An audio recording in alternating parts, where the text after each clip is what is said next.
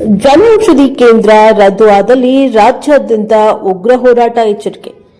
ಯಲಬುರ್ಗಾದ ಇಂದು ಪಟ್ಟಣದ ತಾಲೂಕಾ ಬಿಜೆಪಿ ವತಿಯಿಂದ ತಾಲೂಕಾ ಆಸ್ಪತ್ರೆ ಮುಂದೆ ಪ್ರತಿಭಟನೆ. ಪ್ರಧಾನಮಂತ್ರಿ ಜನೌಷಧಿ ಕೇಂದ್ರವನ್ನ ರದ್ದುಗೊಳಿಸುತ್ತಿರುವ ಭ್ರಷ್ಟ ರಾಜ್ಯ ಕಾಂಗ್ರೆಸ್ ಸರ್ಕಾರದ ವಿರುದ್ಧ ಇಂದು ಯಲಬುರ್ಗಾ ಭಾರತೀಯ ಜನತಾ ಪಕ್ಷದ ವತಿಯಿಂದ ಕಪ್ಪು ಬಟ್ಟೆ ಧರಿಸಿ ಪ್ರತಿಭಟನೆಯನ್ನು ಹಮ್ಮಿಕೊಳ್ಳಲಾಯಿತು. ಕಾರ್ಯಕ್ರಮ ಉದ್ದೇಶಿಸಿ ಮುಖಂಡರಾದ ಈರಣ್ಣ ಹುಬ್ಬಳ್ಳಿ, ತಾಲೂಕಾ ಬಿಜೆಪಿ ಮಂಡಲ ಅಧ್ಯಕ್ಷ ಮಾರುತಿ ಗವರಾಳ್, ಮಂಜುನಾಥ ನಾಡಗೌಡರ, ಮಹಿಳೆಯರಾದ ಶಿವಲೀಲಾ ದಲವಾಯಿ ಪ್ರತಿಭಟನೆಯನ್ನ ಉದ್ದೇಶಿಸಿ ಮಾತನಾಡಿದ್ದಾರೆ. ಈ ಕಾರ್ಯಕ್ರಮದ ಅಧ್ಯಕ್ಷತೆಯನ್ನ ಮಂಡಲದ ಅಧ್ಯಕ್ಷರಾದ ಶ್ರೀಮಾರುತಿ ಗಾವರಾಳ ನೇತೃತ್ವವನ್ನು ವಹಿಸಿದ್ರು ಮತ್ತು ಪಕ್ಷದ ಹಿರಿಯರಾದ ಶ್ರೀ ವೀರಣ್ಣ ಹುಬ್ಬಳ್ಳಿ, ಬಸನಗೌಡ ತೊಂಡಿಹಾಳ, ಶ್ರೀಮತಿ ಶಕುಂತಲಮ್ಮ ಮಾಲಿ ಪಾಟೀಲ್, ಪಕ್ಷದ ರಾಜಕಾರಣಿ ಸದಸ್ಯರಾದ ಶ್ರೀಮತಿ ಶಿವಲೀಲಾ ದಳವಾಯಿ ಹಾಗೂ ಪಕ್ಷದ ಪ್ರಧಾನ ಕಾರ್ಯದರ್ಶಿಗಳಾದ ಅಂಬರೀಶ್ ಹುಬ್ಬಳ್ಳಿ, ಅಯ್ಯನಗೌಡ ಕೆಂಚಮ್ಮನವರ, ಜೆಡಿಎಸ್ ಪಕ್ಷದ ತಾಲೂಕಾ ಅಧ್ಯಕ್ಷರಾದ ಶ್ರೀ ಬಸವರಾಜ ಗುರುಗುಳಿ, ಯುವ ಮೋರ್ಚಾ ಅಧ್ಯಕ್ಷರಾದ ಕಲ್ಲೇಶಪ್ಪ ಕರ್ಮುಡಿ, ಬಿಜೆಪಿ ಮಹಿಳಾ ಮತ್ತು ಅಧ್ಯಕ್ಷರಾದ Shri ಸಂತೋಷಿಮಾ Joshi,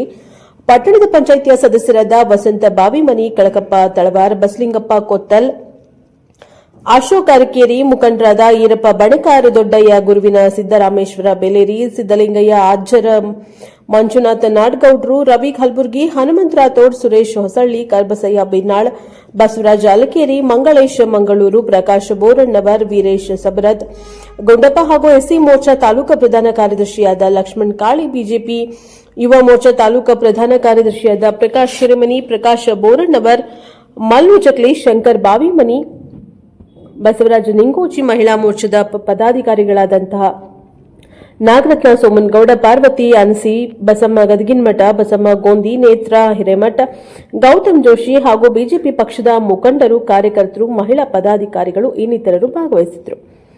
bureau report Siyadi, Prajapower TV, Yelburga.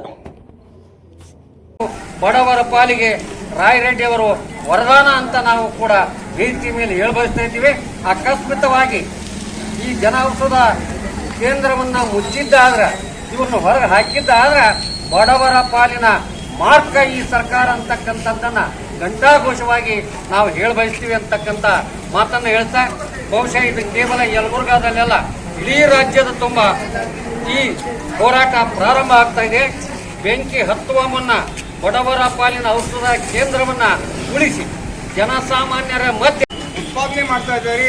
ಆ ಉತ್ಪಾದನೆ ಮಾಡ್ತಾ ಇರ್ತಕ್ಕಂಥ ಒಂದು ಐಟಮ್ ಒಳಗೆ ಇಂತಿಷ್ಟನ್ನು ನಾವು ಭಾರತ ಸರ್ಕಾರಕ್ಕೆ ನಾವು ಕೊಡಬೇಕು ಅಂತ ಹೇಳಿ ಆ ಒಂದು ಕಾರ್ಯಕ್ರಮವನ್ನು ಜನೌಷಧಿ ಕೇಂದ್ರಗಳನ್ನ ಶುರು ಮಾಡಿದೆ. ಇವತ್ತು ಭಾರತದ ಕಾಶ್ಮೀರದಿಂದ ಕನ್ಯಾಕುಮಾರಿಯವರೆಗೂ ಸಾಕಷ್ಟು ಜನೌಷಧಿ ಕೇಂದ್ರಗಳು ಕಾರ್ಯನಿರ್ವಹಿಸ್ತಾ ಇದೆ. ಅಲ್ಲಿ ಯಾರು ಮಾತ್ರೆಗಳನ್ನು ತೆಗೆದುಕೊಳ್ತಾರೆ ಅಂತ